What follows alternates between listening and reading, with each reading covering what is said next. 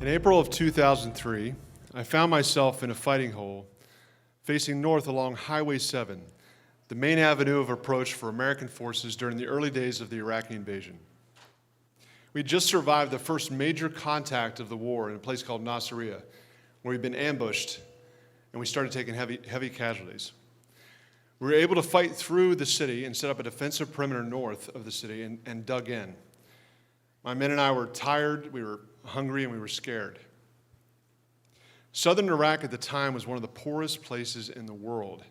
Saddam had been oppressing the Shia population in the south. There was a terrible food security problem, real lack of any kind of quality health care education for the kids. It was a desperate situation. And what had been happening as we moved through the south was the regular Iraqi army began retreating to make a final stand in Baghdad, while Saddam pushed his Fedayeen soldiers, his special forces guys, south.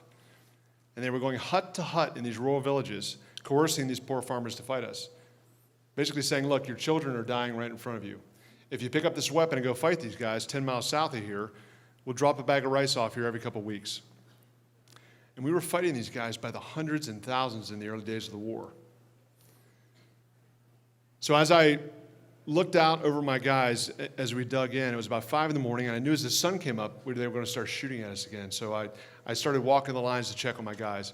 And I looked up and I saw a little white car approaching our position from the north. Well, we thought it was a suicide bomber. They just started packing explosives in vehicles and blowing themselves up in our position. So I grabbed 3 of my guys. We took off running toward this car to get it to stop. I fired a warning shot across the front of the car. Finally, it stopped about 50 meters out. The driver hops out, starts waving his arms frantically and running at me. Well, now I think this guy's strapped a bomb to himself. He's going to blow himself up. So I'm yelling at him in Arabic to get him on the ground, and he's not listening. And as I lift my weapon, thinking I have to take this guy out, I look behind him, and I see a big black military truck roll up behind his little white car. 6 guys in black jump out of the truck, run up to the car, and start shooting into the car. So this man stopped dead in his tracks, starts screaming, turns around, and starts running back to the car. And that's when I realized what was happening. You see, this man was just one of those poor farmers who was trying to escape across our lines to safety with his family because he didn't want to fight. When I realized what was going on, I yelled at my guys to take out the Fedayeen, and I ran as fast as I could to try to save this guy's family. But by the time I got there, it was too late. I looked in the passenger seat. His wife had been shot in the face multiple times and in the chest. She was slumped over dead. He had an infant baby girl in the back whose arm had been shot off, and she'd been shot in the chest. He was cradling the body of his 6-year-old daughter who had been shot in the stomach, and she was choking on her own blood. This man was beside himself. In a matter of 2 seconds, he lost everything that he had in this world. And for the first time in the war, I put myself in this man's shoes. And I asked myself, I live in a world of choices. Where do I want to go to graduate school? Where do I want my kids to grow up? What were this man's choices when he woke up this morning? He could watch his kids starve to death or strap a bomb to himself and run into our position. He didn't have any choices. And I got really, really angry. It wasn't fair. It wasn't fair that the GPS coordinates of a man's birthplace dictate what choices he has in this world. And that was the beginning of a powerful conversation among the guys and I in my unit, in a special operations unit called Force Recon. We began to see the same thing over and over again over the next 2 years of combat. We began to see what we thought was a critical gap in our national security strategy. You see, they had special operators like myself working in these villages, taking out targets. But it was like playing a global game of whack-a-mole. Every target we took out, somebody else would pop up, and these groups seemed to continue to grow. And we were trained to take these targets out. We were not trained to help farmers increase crop yields. And there were also humanitarian aid workers in these areas, very well-intentioned, trying to implement reactive, short-term solutions to alleviate suffering, but many of them were getting kidnapped and killed. So we thought to ourselves, what if we could step into this gap? What if we could create a hybrid? Take the best from the humanitarian industry, build a long-term economic sustainable model for these impoverished areas, and let's staff it with former operators with combat experience who know how to handle themselves in these environments. And so it's with that idea that I left the Marine Corps in 2006 and enrolled in the Stanford Business School to build a global company that could address this challenge, that could step into this gap that we saw in national security. Over 30 of my classmates and 6 faculty members came on board to help me.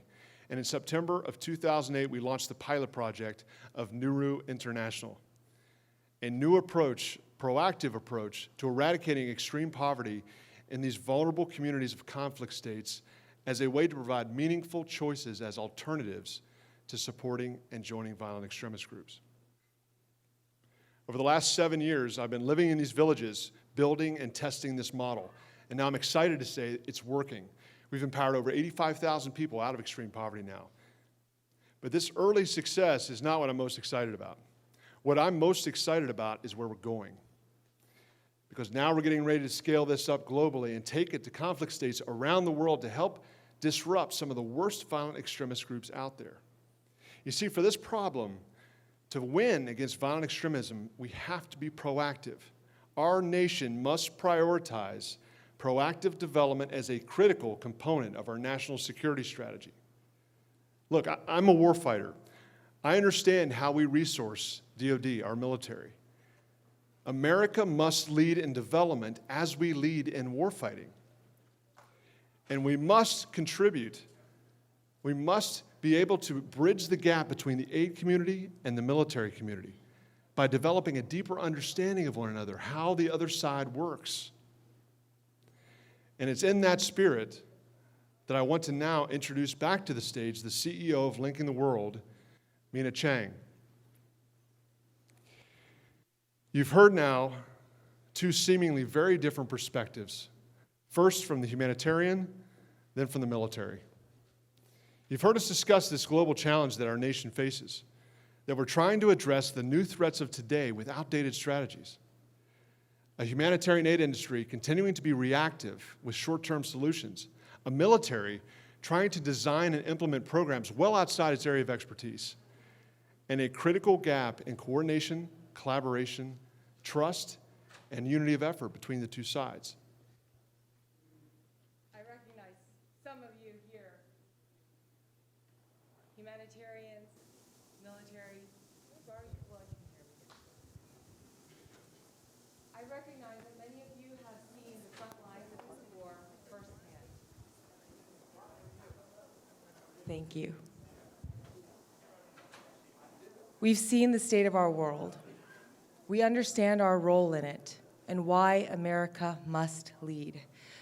We've all come back with our collective experiences. We've come back with lessons learned.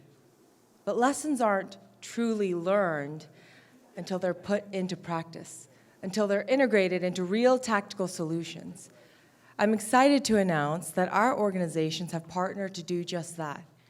In Q1, we'll be heading downrange into northern Nigeria to launch the pilot of a program that will serve to demonstrate this proof of concept, to disrupt the work of Boko Haram.